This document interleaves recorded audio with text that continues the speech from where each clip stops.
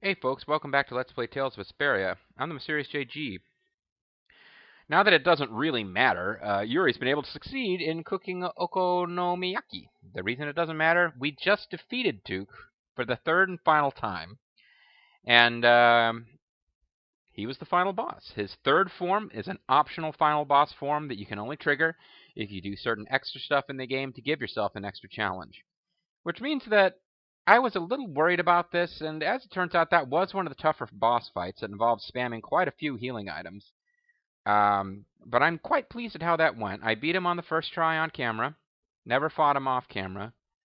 I I fought him for like a minute off camera after, like in the video before the last video where we defeated Duke's second form and I accidentally didn't get him with a Mystic Art. Yeah.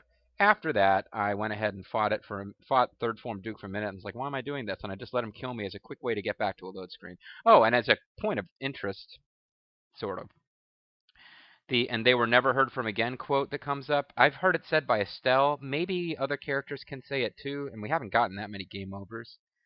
Because most of the time when I've had to like quit and reload, it's because I failed to get a secret mission bonus against a boss. There haven't been that many times where we had party clears in this game. It's not like we've had a total perfect roguelike run, but we haven't had a lot of party clears. If you get wiped out by Duke, Duke actually says, and they were never heard from again. And then I went to America to fight cowboys. No, he doesn't say that. That is a reference, by the way, to the fact that this voice actor is the same voice actor who plays Duke's voice actor in Tales of Vesperia, whose name I do not remember. He's in a lot of stuff. He's a Protoss zealot in the StarCraft 2. Man, throughout my Starflight LP, I always called it StarCraft. Now I'm calling StarCraft Starflight. But that voice actor was also Lu Bu, and in Dynasty Warriors 5, go check out Boba the Vulture's channel. When we did Lu Bu's story mode in Dynasty Warriors 5, the final video, we had this big joke that we came up with about Lu Bu fighting cowboys. It's hilarious. That's not what this is about. This is about the end of Tales of Vesperia. So, yeah, I did fight him very briefly before deciding, yeah, screw it, let him kill me because I'm trying to get back and redo the fight anyway, right? So that was my first time actually fighting past that boss. We used a ton of healing items. I didn't use All Divide. I'm thinking if I'd used All Divide, the fight would have been a lot easier. But it kind of felt like a cheat. I mean, I let Draki manipulate me by questioning my manliness. Drake, your feminine wiles almost led me to disaster. You are the Helen of Troy of fact writers. But no, I did end up winning, and we got to see his Brave Vesperia Mystic Art, which basically means that we saw everything that boss had to offer. So it's kind of cool. I'm glad we got to showcase that and still win. As a matter of fact, had he used Brave Vesperia and totally wiped my party, I probably would have kept the video as a failure reel just so we could see the Brave Vesperia Mystic Art being used by the boss. But I'm almost stalling now for no particular reason. So let's go ahead and see the ending of Tales of Vesperia. And I will try to organize my thoughts and have some kind of wrap up. What did I make of the game overall? I've had a real, no secret, I've had a love-hate relationship with the game throughout. And hopefully I can summarize a bit during the closing credits, because there will be closing credits. But for now, let's see the actual closing cutscenes. And, I'm not going to say they need to be fantastic, but considering how many lengthy plot and character cutscenes this game has had, let's just say that I don't want a Mass Effect 3 pre-extra ending DLC fiasco where the ending is less involved than any of the various plot scenes that led up to it. Let's see what we're going to get. Ooh, that's nice. Ooh, child, things are gonna get easier. So I got another chance to say that during this LP. Yeah, that's nice. Judith gets to level up during the final boss battle. I think Rita will too, because I recall she was closer. That's Yep, the logical outcome. she was closer to a level up than Judith was. I think a couple of our, maybe Raven and Carol might level up too. Carol levels up and learns a new skill. It's like, wow, I really learned a lot watching you guys save the world. Cooking plus. Mobile armor. Wow. People are learning new skills by hitting level 95, I guess. I'm sorry. Lucifer. I could not. Ramza, what did you get? Sorry to interrupt. I didn't realize that I wasn't going to get a chance to click through dialogue at my own pace. Just real briefly, and then we'll go back to watching the ending in real time. That is exactly how the ending starts when you don't fight the third form of Duke with the Fell Arms. So the whole Fell Arms, the pre-third form Duke cutscene is it. Otherwise, you don't get, and the fight itself, of course. Those are what you get for the Fell Arms. The ending isn't affected. Just wanted to make sure that that was clear. He goes back to looking like normal Duke, and that's, yeah, back to the end. Huff, puff. I don't know what a Lucifer was like, so this doesn't mean much coming from me. But I'm guessing he was a real dick. Okay, now it's back into that mode, right? Lucifer fought for humans during the Great War, then I don't think he'd want his friend to reject humanity. Oh, good point. Why didn't you say that before killing me? Lucifer's wish to protect the world, peace for all living things. To unite all people within our nation, to denounce the evils of truth and love. Oh, the sky has cracked. Yuri, hurry! Don't tell me what to do. Oh, yeah, saving the world, I guess. I better get on with it. Here we go. Estelle, synchronize. Judith, give me support. And we're in. What is this? Yuri, let's go. Repeat, activate your powers. Transform into Voltron. So if you've been paying closer attention to the plot than me, you might understand what this is about. But yeah, when they told Yuri to hurry, part of me really wanted to pause the game right there. Here's Flynn. You can do it. How do you know that he... Well, never mind. Why aren't you up there helping? You're just organizing shit in Ornion. You really think that's more important than helping us fight? Get that little pirate girl from the PS3 version. Get up here and help us. Oh, pre-rendered. I no longer have to question whether I should have had him wearing a stupid fake mustache and monocle. And our ghost slaves are here to save the day. Including the one that fires stuff out of its tail. Oh my god, this is so kawaii! Kawaii! Ooh. It's an Undertaker logo. Stephanie McMahon's about to be sacrificed. So it begins to end. I would assume this is the ending, right? We can't have 200 more videos worth of content. Maybe this ends up reviving a giant Alexei in the sky. Oop. So you had I like that they have beasts in the background, just acting like fiends, whatever. Acting like normal. I always thought that like the last shot of Sin blowing up in Final Fantasy X could have used a shot of some like regular old fiends like looking up and being like, huh, what the hell's going on? Your choker. But they don't show Raven. Like, this is the point where he should be literally dying.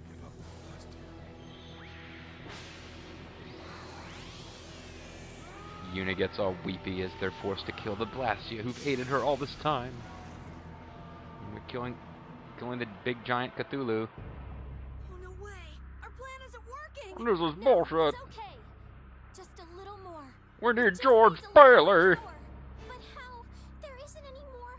Come on, we gotta do something. You're supposed to be dead. What do you think, guys? Think it's gonna work? Think they're all unexpectedly gonna die at the very end? Duke, are you gonna be...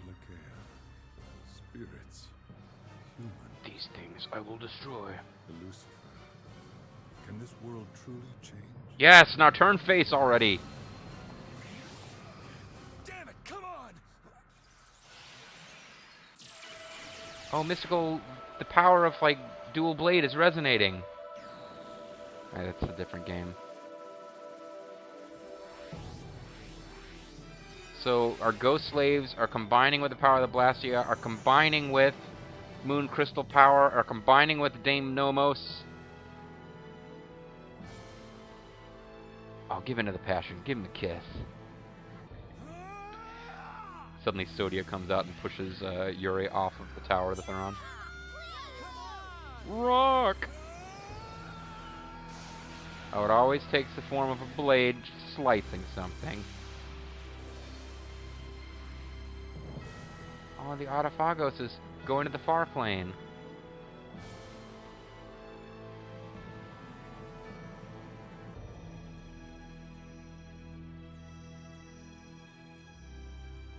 Yes. so proud to call you my friend, Yuri Lowell. Even if Duke has taken you away from me as your new love interest. This is great, folks! The love between Serena and Darian has saved us all! All of them? Awesome! Oh, cool, all of the our way ghost until Gaia, slaves. who became Adafagos. They all transformed into these spirits. So the Adafagos was also part of this world. Unbelievable. I thought it was from another It's, world. Beautiful.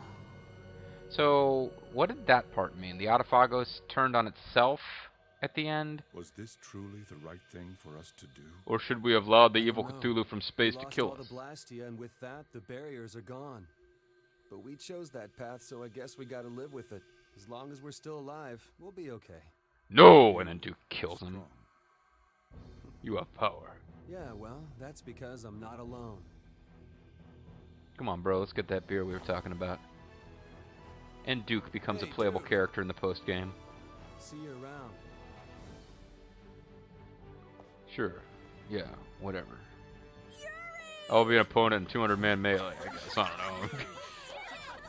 I don't think he becomes an opponent in 200-man melee, actually. Because once I said that, I was, like, kidding. And I was like, no, wait, that's plausibly something that would happen.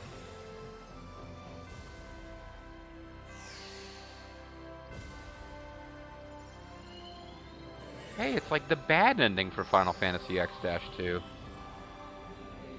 Oddly enough. The bad ending involves Yuna flying around in her airship and talking about how life is pretty cool. Anyway, yeah, Final Fantasy X-2. Shut up about that, JG. You can play that now that this is over. And that was the ending scene, folks. So actually there was a little Mass Effect 3 quality to the fact that it was shorter than many of the interim plot sequences. But now we got like cool cartoon pictures of it's Yoder and Flynn hanging out, and there's Imperial dudes and guild guys working together. See? Brotherhood, folks. Sorority. Fraternity. Hammers are passed around. Warner Music Japan is credited.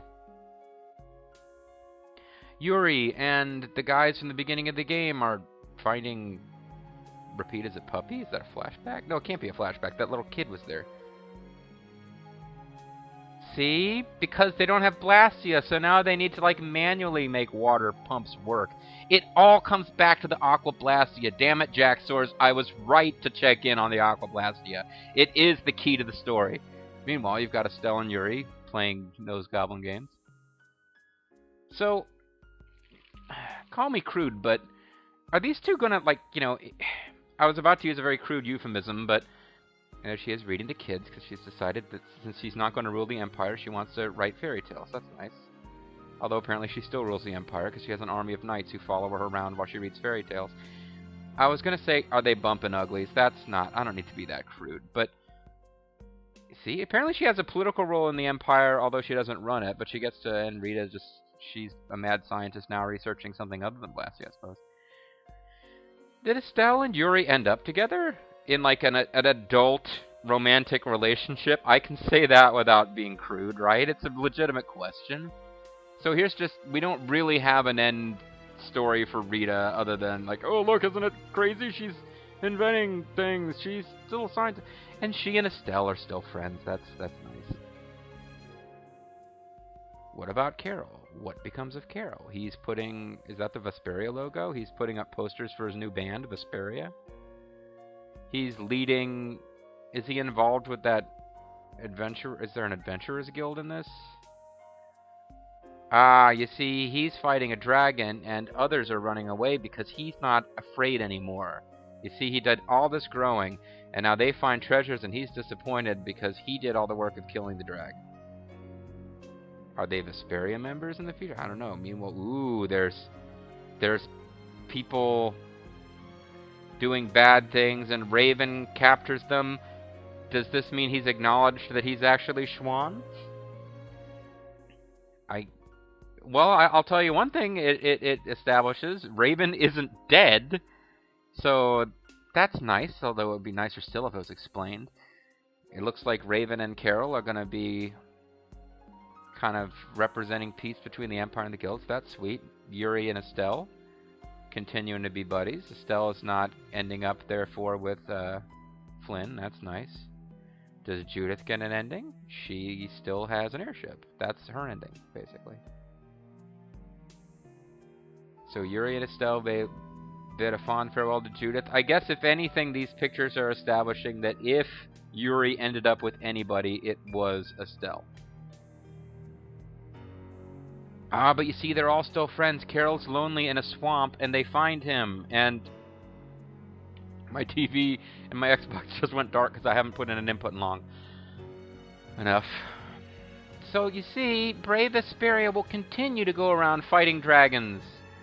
Because why not? The game is no more over than it has been at any of various other points. We would always accomplish some objective and then find some spurious reason to go somewhere else and fight something.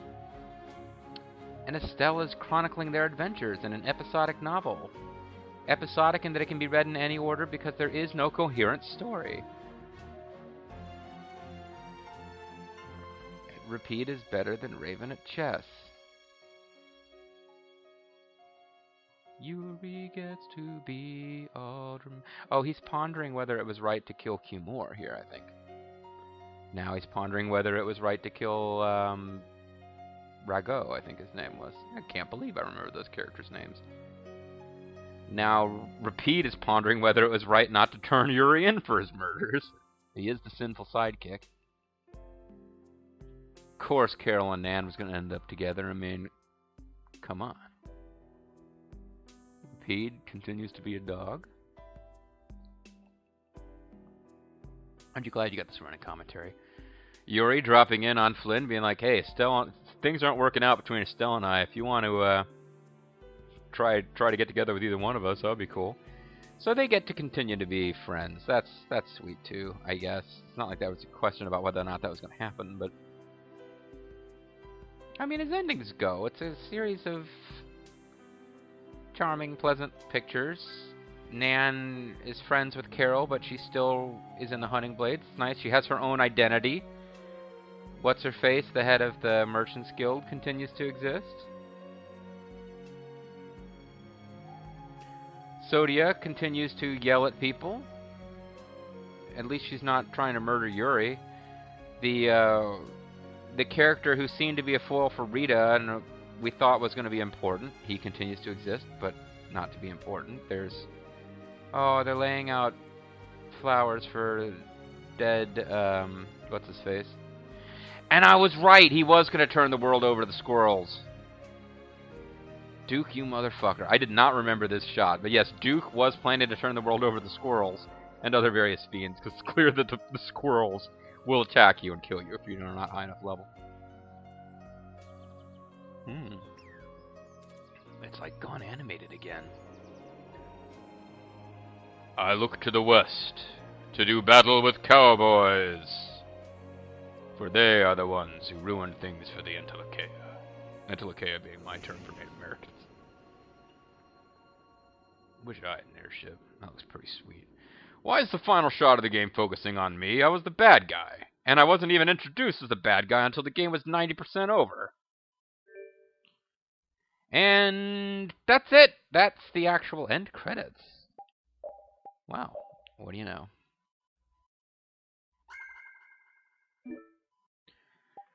We will end save? I don't understand what this question means.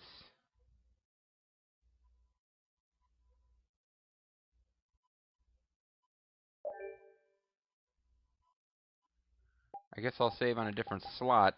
I want to be able to do post-game stuff, but you also use these I've won the game slots to start New Game Plus. So, just in case there's a difference, end save, yes. Oh. Okay, never mind. I gotcha. EX New Game. Well, I'll tell you what. Let's take a video to show what EX New Game's about. And I don't think I can get out of this quickly and easily. Like, once we commit to this, I'm going to have to go through the entire opening cinema sequence before I can close out and load. So, that being the case, we will probably end the video after I showcase this. But if you do this, you do a New Game Plus, and you select your clear game slot, you come to this screen. And at last, if I'd understood this earlier, I might have tried to spam grade, but I think it's just as well I didn't understand this, because all that could have done is potentially led me to trying to play through the game again, and I really think I've put in enough hours. But we have 5,535 grade points we saved throughout the game. And here's how it works. If you do New Game Plus, you've got all these different things you can spend grade points on. Let's say I want to change my item max from 15 to 99, which seems fair. Seems like it should have worked that way from the beginning, but if they were going to give you a special thing where you can only carry 15 because they were trying to prevent you from like stockpiling healing items to make fights too easy, fair enough, they allow you to break that rule once you've won the game if you just want to play around and do whatever you want. But now you see I've got 5,535 grade points.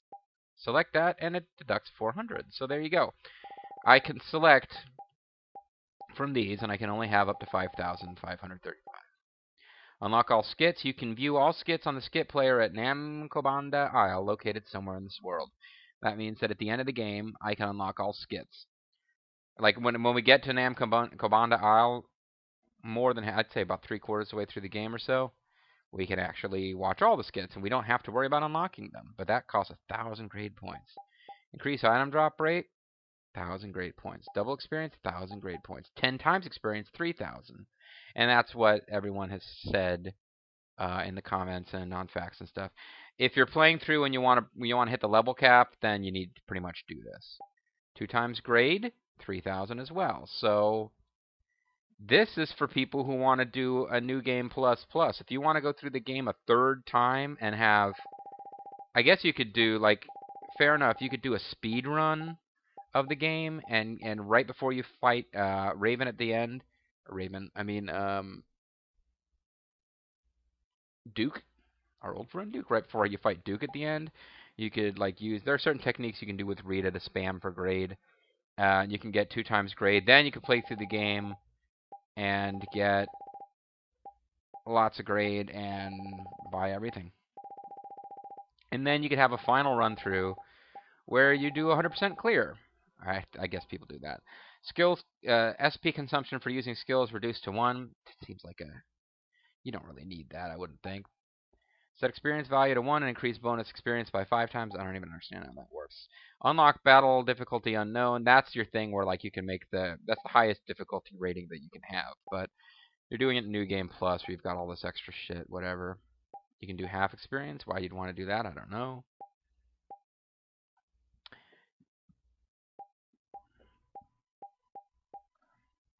You can increase or decrease your max stuff. You can have all skills and all arts as 2 separate things. You can get arts and skills for individual characters. If you just don't give a shit about Rita, or you want to play as Judith, you can have Judith start out with everything and everyone else has to earn it again, whatever you want to do. Craft skill, increase current craft skill level. I don't even know what that means, but I'm sure that it unlocks some extra shit for the post-game, or the New Game Plus. Inherit town and dungeon information on the world map. Why would you do that? Inherit all the recipes you've learned. Inherit the current cooking skill level. You can see some of these are cheaper than others. It might be worth this just so that you don't have to worry about, I'm going to make Judith learn this recipe to unlock this recipe, even though it's Yuri I intend to master everything with. So 10 grade points, whatever. Inherit all the gold earned in the previous playthrough. You're not generally short of money in this game, but you could do that. You can inherit all of your non-plot essential items. Inherit titles. Might be worth it. This would be a good one. Inherit information in the enemy book. Especially if I was going to play through this game again, and I'm not. If I was going to play through the game again, it would be to try to get 100% on the enemy book. I'm not playing through the entire game again just for that. Recipes, cooking skill, whatever. But yeah, you see, these are the kinds of things. You don't automatically get all of them. You can pick which ones you want. And it's kind of neat. It gives it a replay value. And I'll be honest with you, if I bought this game which I did. So why am I even saying that? Like I bought this game. Actually, no, it was a gift. I put it on, but it was a gift that I put on my list, my like Amazon list. But yeah, if you went out and bought this game and you were trying to get as much out of it as you could, and you ran through it quickly, and you didn't have a fact from Draki or someone similar showing you all these extra side things to do, you would be a lot more inclined than I am to go through and play it again, and this would give it replay value. So I'll go out and say it. There are a lot of things about this game that maybe I didn't quite get into it, but I think it's good design. Throwing these reasons for somebody to play again. There's no harm in it, certainly. I mean, some of my favorite RPGs did not include something like this, and maybe I kind of wish that they did. I love Final Fantasy X. It's one of the few RPGs I've played through several times over the years. I would have loved for it to have something like this, especially because it would have meant that on the console version, rather than using an emulator and save states and frame skip and all that nonsense, I would have been a lot more likely to have, on the actual console, done all the, Monster Arena bonus stuff that I did for my LP. If I had something like this, like you can play through once and then later on you can, double your experience or double your cash or whatever.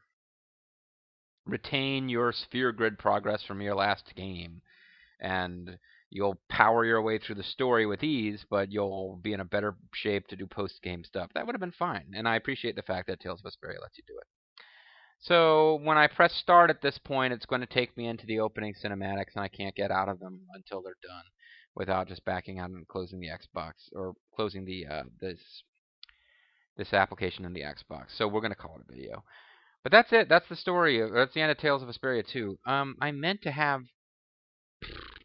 I was too busy, not riffing necessarily, but just commenting on the individual pictures for the ending scene to think in advance. But I meant to have some really sage things to say about the game to wrap it up. And this video has gone on long enough, so I don't know. What can I say that hasn't been said? I've had a couple of people... Oh, man, did I leave one of the windows open?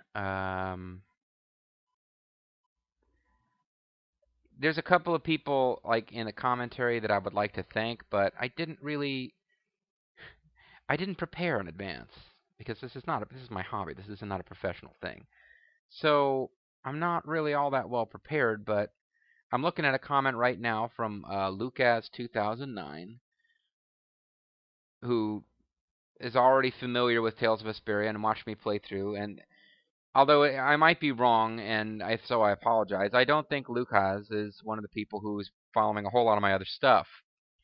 And maybe Lucas is, and I'm just being forgetful. But yeah, I mean, Lucas is a Tales fan who watched me play through Tales, probably because they love Tales so much that they just like watching LPs of Tales. But Lucas gave me some good comments throughout, and that was appreciated. There was a guy whose name I cannot remember now, but his icon was this kind of like tiger-faced, dragon-y thing. I hope he knows. Man, it's driving me up the bend. I really should have been prepared. If I was going to try to thank people for providing good comments, I should have been ready, but I wasn't. Panday or Panday, I remember that being part of the username. He might be a she, but they really provide a lot of good hints and tips and tactics and stuff. Maybe I can quick check my I don't even know how you do that anymore.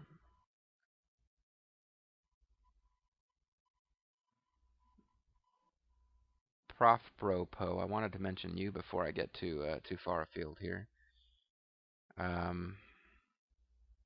Yeah, I'm losing all my. Oh, you know what I could do? I could go to my Google comments. Sorry, I know this isn't the most exciting thing to listen to as I try to organize my thoughts, but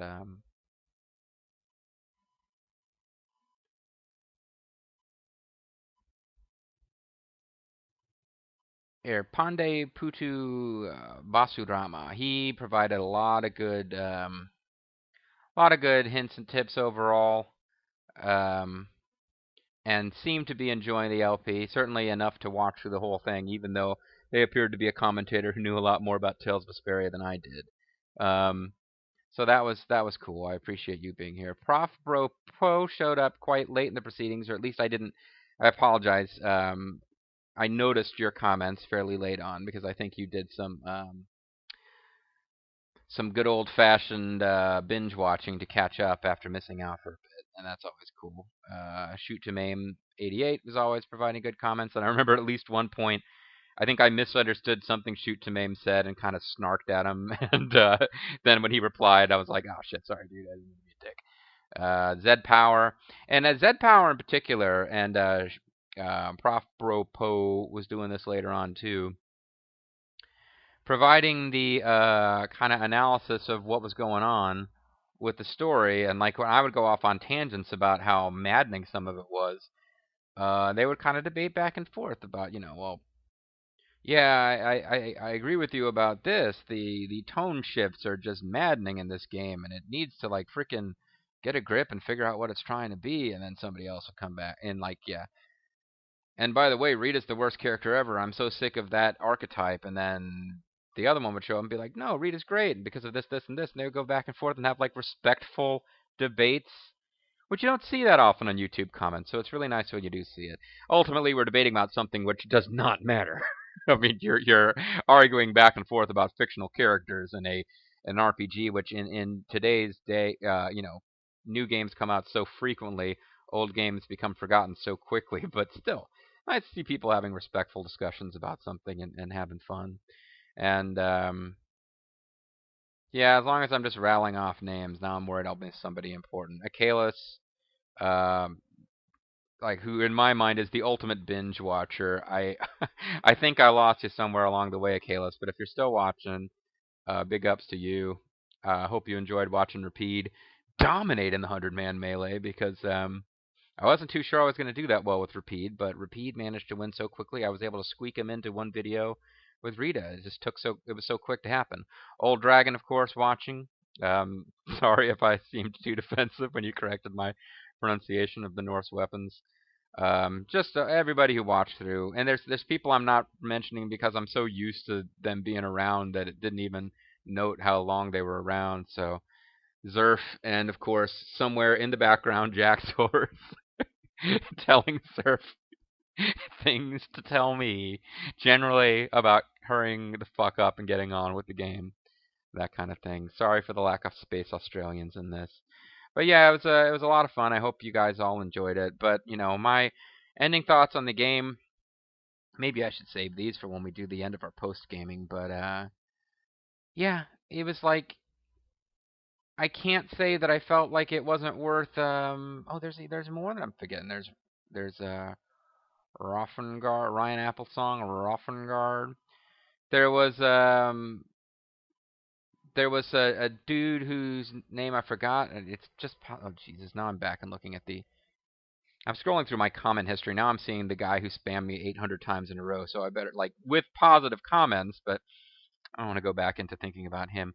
There was a guy somewhere along the way who was like, I've been enjoying this LP so far, but you're on warning, mister. You've really, your constant criticisms of Yuri for killing those people are really getting old. And I remember debating him and being kind of forceful in my opinions, but trying not to be disrespectful. I'm pretty sure I lost that guy along the way. And I'm more obsessive than usual on the people who followed this LP through, and I'll tell you why. This is the longest LP I've ever done at this point. It has now been a longer LP than my RTK LPs. And for some reason, maybe it goes back to Tecmo Secret of the Stars being my first LP. Maybe it has to do with Final Fantasy X being what I still think was my best LP and is my favorite LP. It's nice to go on an LP as long as this on an RPG type of game, where it's so hard to hold people's attention. And it's so great for the people who did watch all the way through. And that's why I feel bad. I'm sure I forgot somebody who commented regularly and just really deserves to be name dropped along with everyone else. But yeah, it's just big ups. Thanks to everybody who followed through. If you ever see me out there in the real world, you recognize my voice. You're like walking down the street and you hear someone saying, I can't believe how quickly Tales of Vesperia will drop a plot thread and just go off in a weird direction and ignore everything that happened previously. And you're like, MysteriousSJG, is that you? I'll totally buy you a beer, man. But yeah, for all the faults of this game, there's a part of me that wishes I never started playing because I sunk so much time into it. I do have to say that you couldn't possibly spend $50 or $60 on this game, play through and see all of the side stuff, all that content, and feel like you got cheated. Like, there is definitely like, you got your money's worth when you bought a game with this much stuff in it. Maybe not the greatest fantasy story that's ever been told, but you were not gypped as far as them giving you enough stuff to fill up the time. What else did I want to say? Saw some video on YouTube recently talking about game series whose best days are behind them, and one of the series that came up was Tales.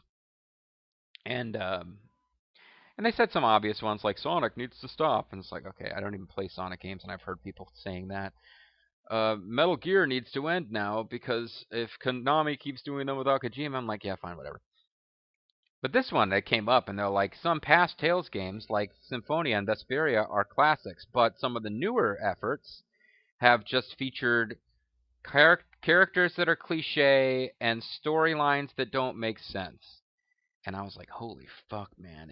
If Tales of Vesperia is famous for being one of the best in the series, and the new ones have cliche fantasy characters and storylines that don't hold together and make coherent sense, I can't imagine.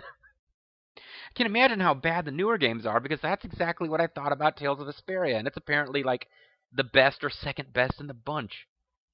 So I don't know that I'll ever do another Tales game, because while it was fun, I think if I did another Tales game, I would have to commit right out of the gate, not using a FAQ, unless I just have one open on the side that I can check periodically if I'm stuck or wondering if I missed something. But I can't do the have it open at all times and try to 100%. It made this thing too flippin' long. And the only other thing I wanted to do right now, when I was thanking all the subscribers who watched all the way through, everybody who supported me, everybody who commented, positive or negative, it's like my Academy Award speech that won't end. If there's only one person for me to thank throughout, I suppose I should mention, although I don't remember his name, the guy who started LPing Tales and then quit because I was watching his LP, and that's what spurred me to start. Because I was like, God damn it. And I called him Kid because I could tell from the LPer's voice that he was younger than I am. I was like, God damn it, I started watching your LP. I was like the only person commenting on it regularly, and you left me hanging. So I had to go back and play it for myself. So it's like, am I thanking him or criticizing him? You make the call. It's kind of in the middle somewhere. But obviously, if there's one person I have to thank, somebody besides me who made it possible for this LP to even exist, and somebody who I've criticized and given a lot of shit to over the course of this LP, you got to know who I'm talking about, folks.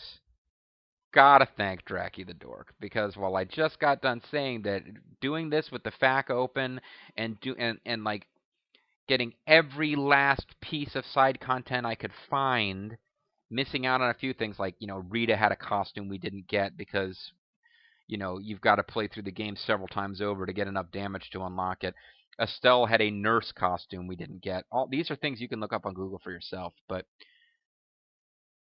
for me to play the game the way that I did, even if maybe I should have just played through without a FAQ and had this LP be a quarter of the length that it currently is, and have just gotten the main story and have been done with it, but I couldn't have done what I did do without Dracky the Dork. So Dracky, thank you so much.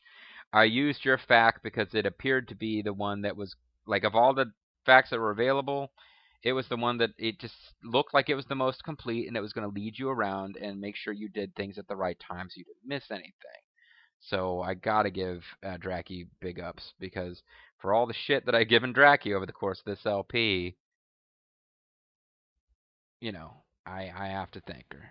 I have to thank Dracky, and if I ever meet Dracky, I will buy her a drink, or him. I guess I'll find out once and for all what Dracky's gender is. But or how Dracky gender identifies, I should say. It's the 21st century after all. But yeah, if I ever meet Dracky the Dork, I don't know how Dracky the Dork would prove that they were Dracky the Dork. But other than by like possibly getting really, really excited about how hot and sexy Yuri is. But if I ever meet Dracky the Dork, I clearly owe Dracky the Dork a drink. And while we consume drinks together, we would almost certainly argue about Tales of Vesperia, with her enjoying the game a lot more than I did. At any rate, folks, that's going to be it for this video. I did all of my stupid, like, just shut the fuck up and get on with it, carrying on nonstop blathering that I usually do at the end of an RPG here. So hopefully I won't do it again during the very last video of the LP. But what's going to happen next time is we're going to load our save game rather than New Game Plusing our save slot, which means that we'll be back in the world with the world saved, and we'll probably just hop around 1 or 2 towns talking to people to see if there's new dialogue. But we won't spend long doing that, folks, because we're going to jump straight to the FAQ and try to see this post-game stuff. Most of the post-game stuff Draki wrote up we already did, because it involved just going through and rebuilding, like building up Ornian to a higher level. But the one thing well, there's 2 things I know we can do. One of them is the 200-man melee, and one of them is the post-game super dungeon. Those 2 things I will showcase. And then we will come to that magical place where we have to say goodbye. Thanks for watching, folks, and see you next time for Tales of Vesperia post-game, which promises to not tie things up any better than the ending did, because that ending kind of sucked. But whatever. I mean, it wasn't horrible. But, yeah, come on. See you next time, folks.